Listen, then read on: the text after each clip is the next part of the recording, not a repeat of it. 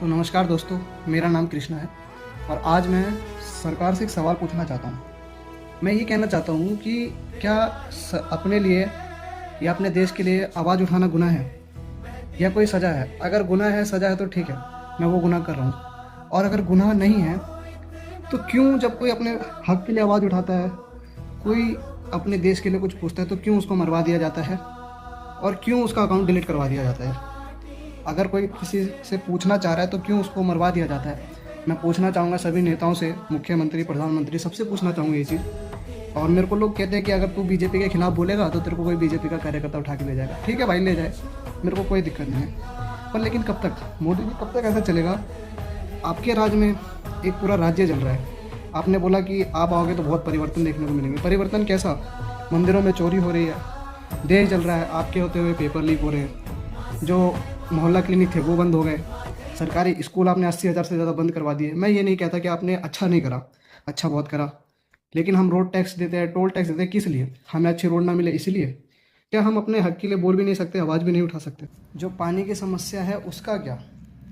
आखिरकार कब तक हम चुप रहेंगे? अगर आप हमारी जगह होते और कोई और नेता, मुख्यमंत्री ऐसा करता कि अपने देश को बेच रहा होता तो आप सहते? आपके माँ बाप आपको पढ़ाने के लिए पैसे इकट्ठा करते हैं, फिर आपको पता चलता है कि पेपर लीक हो गया तो आप पे क्या बीतती है? बस मैं यही पूछना चाहूँगा। और कब तक ऐसा चलेगा मोदी जी? हम वोट देते हैं, टैक्स देते हैं, हमारा पूरा हक है बोलने का और हम पूरे हक से कहेंगे। और मैं एक भारत का जागरूक नागरिक होने के नाते इसे आपसे पूछता हूँ कि ऐसा कब तक चलेगा? तो नमस्कार दोस्तों, मेरा नाम कृष्णा है और आज मैं सरकार से एक सवाल पूछना चाहता हूँ। मैं ये कहना चाहता हूँ कि क्या अपने लिए या अपने देश के लिए आवाज़ उठाना गुनाह है या कोई सज़ा है? अगर गुनाह है, सज़ा है तो ठीक है, मैं वो गुनाह कर रहा हूँ। और अगर गुनाह नहीं है तो क्यों जब कोई अपने हक के लिए आवाज़ उठाता है, कोई अपने देश के लिए कुछ पूछता है तो क्यों उसको मरवा दिया जाता है और क्यों उसका अकाउंट डिलीट करवा दिया जाता है? अगर कोई किसी से पूछना चाह रहा है तो क्यों उसको मरवा दिया जाता है? मैं पूछना चाहूँगा सभी नेताओं से, मुख्यमंत्री, प्रधानमंत्री, सबसे पूछना चाहूँगा ये चीज़।